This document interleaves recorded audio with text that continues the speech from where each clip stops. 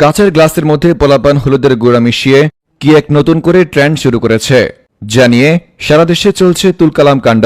জানা গেছে নাসিম নামের এক যুবক টিকটকে এমন ভিডিও দেখে বাসায় তৈরি করতে গিয়ে গ্লাসের মধ্যে পুরো হলুদের বয়ম ঢেলে দিয়েছে। এটা দেখে তার মা তাকে উদুম কেলিয়ে ঘর থেকে বের করে দিয়েছে। এদিকে সিরাজগঞ্জের সাদিয়া নামের এক মেয়ে হলুদের বদলে মরিচের গুঁড়ো দিয়ে ভিডিও বানিয়ে সেই গ্লাস টেবিলের উপর রেখে চলে যায়। দুর্ভাগ্যবশত সেদিন তার বাসায় ঘটক এসেছিল তার বিয়ের প্রস্তাব নিয়ে, কিন্তু তার মা শরবত ভেবে মরিচের গুঁড়ো মেশানো সেই কাচের গ্লাসের পানিটি ঘটককে খেতে দিয়েছিল।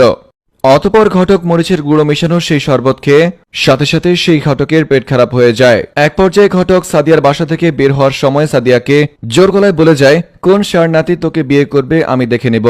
অন্যদিকে আমার এক ফকিন্নি বন্ধু এত গরিব যে তার বাসায় কাচের গ্লাস ছিল না বলে সে এই ট্রেন্ড নিয়ে ভিডিও বানাতে পারেনি, আর তার জন্য সে এখন দুঃখে কষ্টে হাউমাউ করে কান্নাকাটি করছে। ফেসবুকের এমন অদ্ভুত ট্রেন্ড নিয়ে বিস্তারিত দেখুন রিপোর্টার কাতারে থাকা ভাতারের রিপোর্টে।